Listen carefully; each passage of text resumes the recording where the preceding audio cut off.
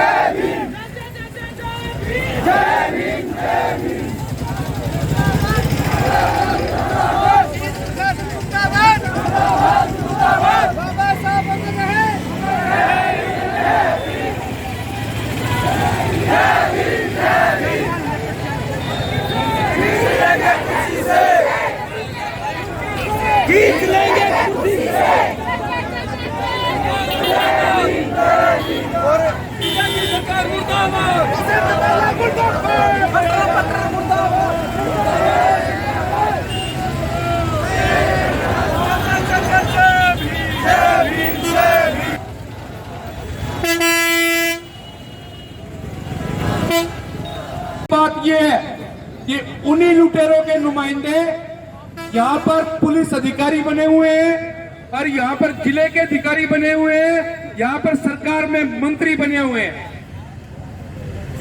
और यही वो लोग हैं जो लोग गांव छात्र में हमारा सामाजिक बहिष्कार करते हैं। यही वो लोग हैं जो गांव भाटला में हमारा सामाजिक बहिष्कार करते हैं। यही वो लोग हैं जो गांव खापड़ में बच्चों को पीटते हैं।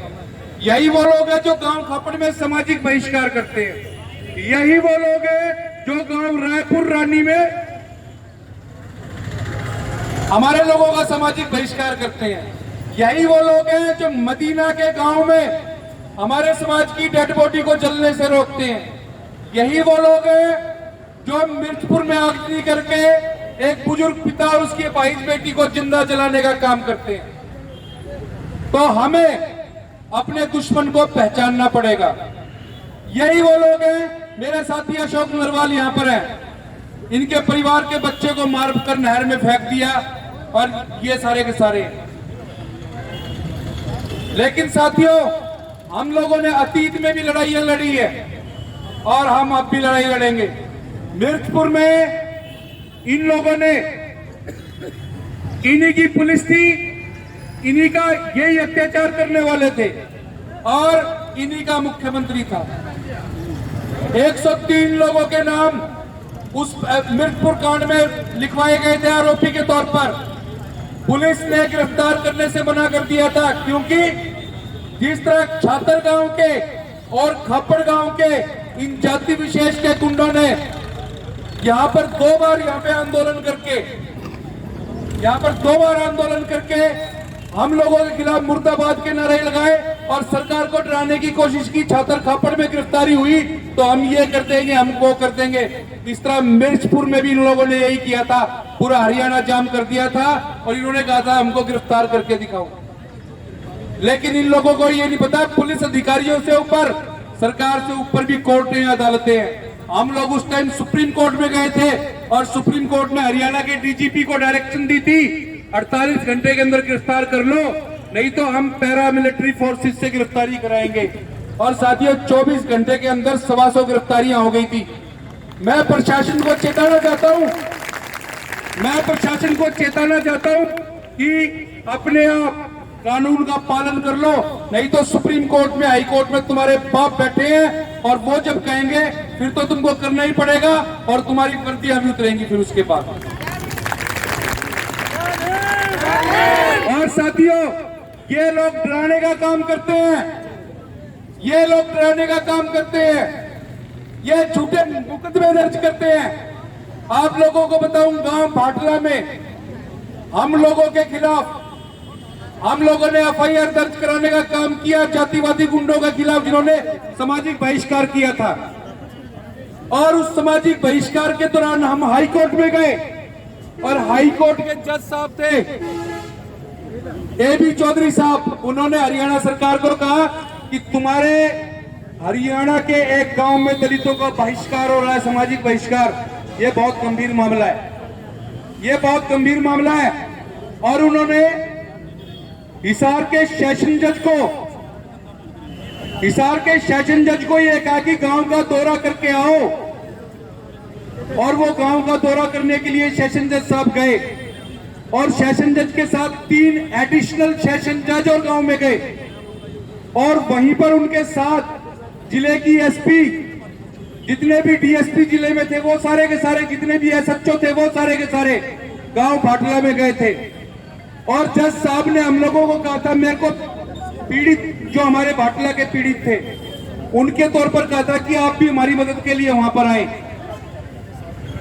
और जज साहबों ने, जो 4 जज साहब थे, उन जज साहब ने हमारे भाटला गांव के गुरु रविदास मंदिर का दौरा किया उस टाइम और मुझे कहा कि वकील साहब, हाई कोर्ट के निर्देश हैं कि हम लोगों को आपकी कमेटी से बात करनी पड़ेगी, आप लोग 10 सदस्यों की कमेटी बनाओ अनुसूचित जाति समाज के लोगों की, और तब तक हम गांव के मुख्य स्कूल में सवर्ण समाज के लोगों से बात करते हैं। आप वो सूची लेकर वहां पर आ जाओ। हम लोगों ने अपनी सूची बनाई और गांव भाटला के मुख्य स्कूल में गए।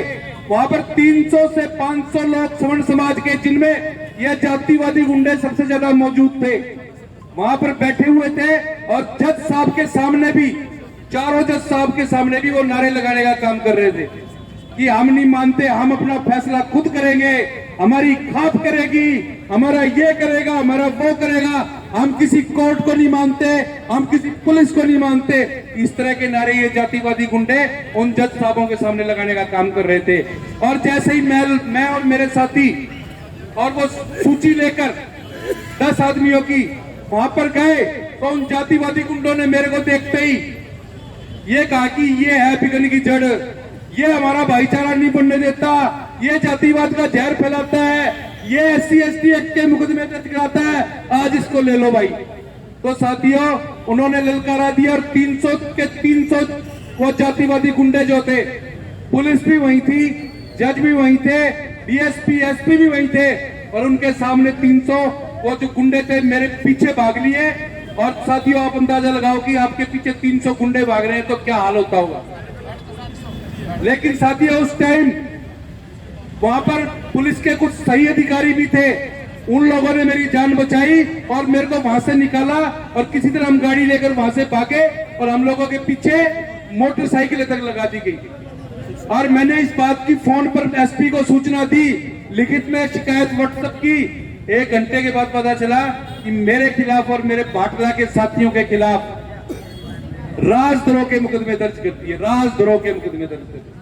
1.5-2 महीने हम लोग अंडरग्राउंड रहे, तब जाकर जमानतें हुई।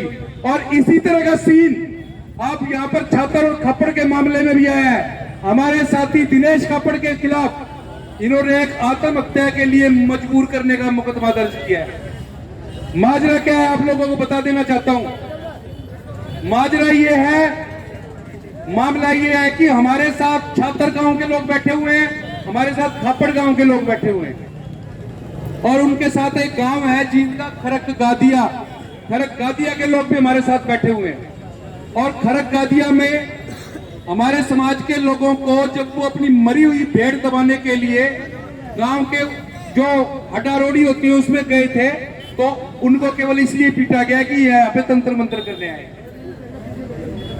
हमने उस चीज का मुकदमा दर्ज कराया।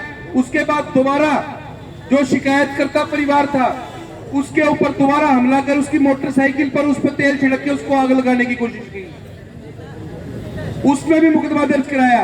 बाद में भी उन्होंने बदमाशी की, 3 FIR उस मामले में दर्ज कराई थी हम लोगों ने।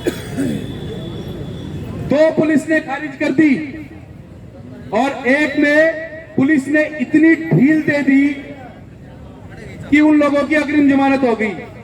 आप लोगों को बता देना चाहता हूं, SC/ST एक्ट के तहत अग्रिम जमानत नहीं हो सकती, लेकिन इन लोगों ने एंटीसिपेटरी बेल ना हो इसके लिए पुलिस अधिकारियों की, जांच अधिकारियों की भी कुछ ड्यूटी होती है।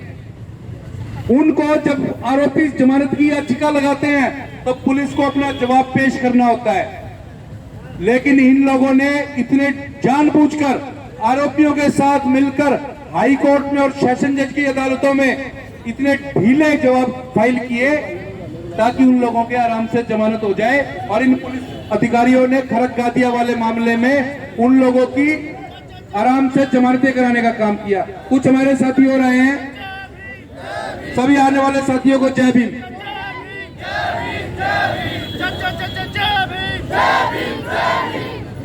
ये हमारे साथी